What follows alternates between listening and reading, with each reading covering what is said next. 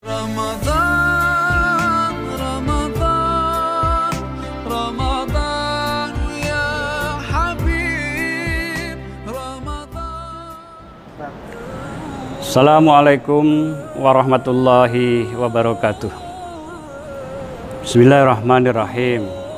Alhamdulillahilladzi arsala rasulahu bil huda wa dinil haq liyudhhirahu 'alad dini kullihi wa kafa billahi syahida. Asyhadu an la ilaha illallah wa la syarikalah wa asyhadu anna Muhammadan abduhu wa rasuluhu la nabiyya ba'dah. Amma ba'du, saudara-saudaraku kaum muslimin muslimah di mana saja Anda berada, mari kita tidak lupa untuk memuji dan selalu mensyukuri anugerah dan karunia Allah Subhanahu wa taala. Karena alhamdulillah hingga detik ini kita semua dalam keadaan sehat walafiat dan dapat menjalankan ibadah puasa di bulan Ramadan tahun 1441 Hijriah. Kita semua yakin ibadah kita diterima oleh Allah Subhanahu wa taala dan insya Allah kita akan tergolong menjadi hamba-hamba Allah yang bertakwa kepada Allah Subhanahu wa taala. Kita semua tahu bahwa inilah modal yang nanti akan kita bawa ketika kita sowan menghadap kepada Allah Subhanahu wa taala. Saudara-saudaraku yang dimuliakan Allah, hidup ini adalah menjalani takdir, menjalani tugas kekhalifahan di muka bumi ini yang ditugaskan oleh Allah kepada kita semua. Oleh karena itu, supaya kita menjalani hidup ini dengan nyaman, tentu kita semua sudah diajari dulu oleh orang tua kita, guru-guru kita untuk beriman.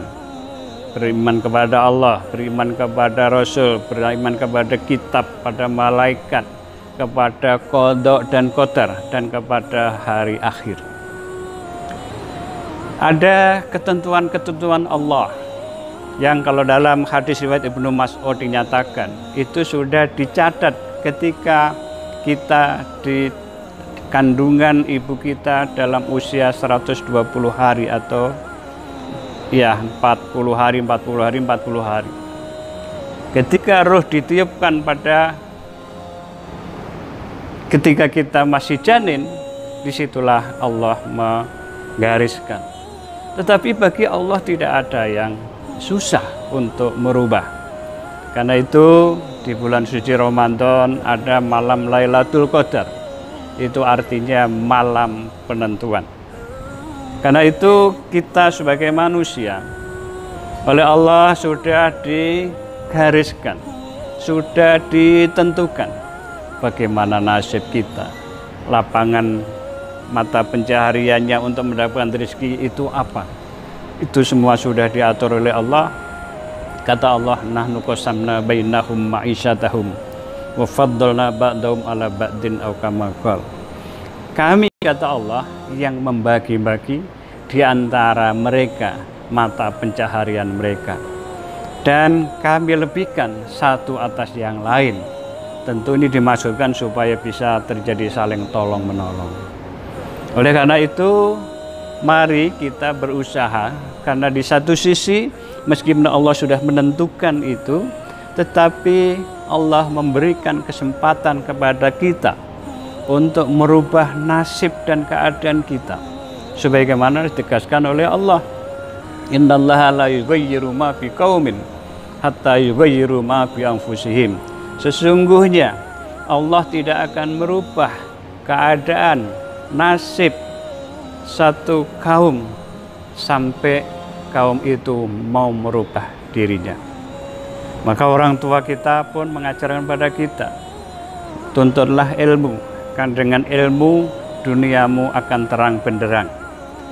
Belajarlah setinggi langit, karena dengan ilmu Allah akan membukakan jalan kelapangan di dalam hidup, baik dunia maupun di akhirat. Tetapi ini memang tidak mudah, apalagi kalau seseorang sedang berada dalam masa-masa ujian. Karena hidup manusia selalu akan disertai ujian-ujian sebagaimana Allah tegaskan di dalam Al-Qur'an, walanabluwannakum bisyai'im minal khaufi wal ju'i wa naqsim minal amwali wal anfusi was thamarat wa basyiris sabirin. Dan sungguh kata Allah, aku akan menguji kamu sekalian. Ujiannya apa? Rasa lapar, rasa khauf, rasa khawatir, ya. Kemudian kekurangan harta, kekurangan buah-buahan, dan sebagainya dan sebagainya. Ya, karena itu berilah kabar gembira kepada orang-orang yang sabar. Saudaraku yang dimuliakan Allah, karena itu mari kita jalani, terus berikhtiar, berusaha, karena Allah memberikan karunia kepada kita akal untuk bisa belajar supaya kita dengan ilmu bisa menjadi mudah hidup kita. Tapi kita juga harus sadari, karena memang jatah kita itu sudah diatur oleh Allah. Jadi kalau jatahnya ibaratnya itu satu mangkok, ya jangan berharap lebih, apalagi melakukan dengan cara-cara yang tidak halal, maka itu akan menjadi persoalan.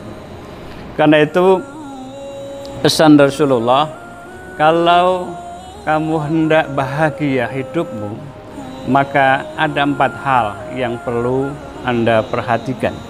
Yang pertama, kalau Anda berbuat baik kepada orang lain, lupakan.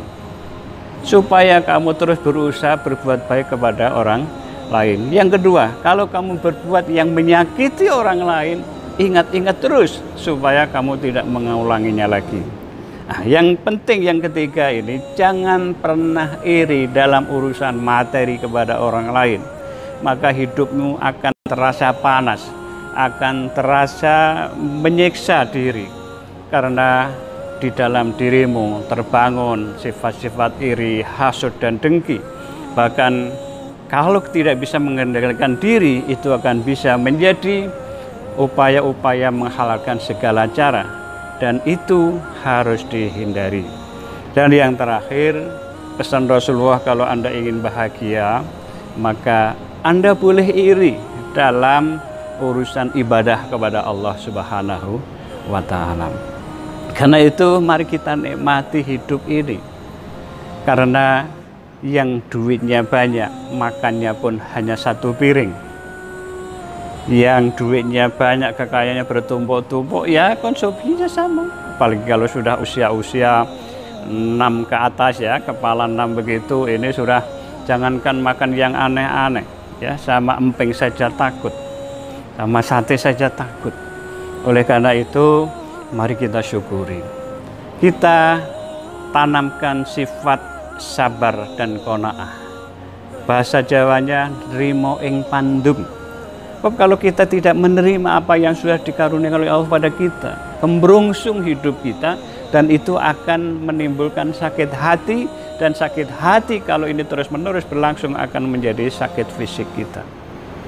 Karena itu saya ingat hadis qudsi, di mana hadis suci Allah menegaskan, man lam yardo biqodoi falyatlub robban siwaya. Barang siapa tidak ridho, tidak rela atas keputusanku, maka carilah Tuhan lain selain aku. Na'udzubillah min dzalik.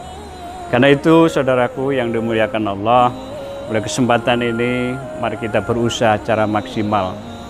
Kita berikhtiar karena kita diberi akal oleh Allah, kita diberi kesehatan, kita diberi umur untuk supaya kita bisa bekerja maksimal.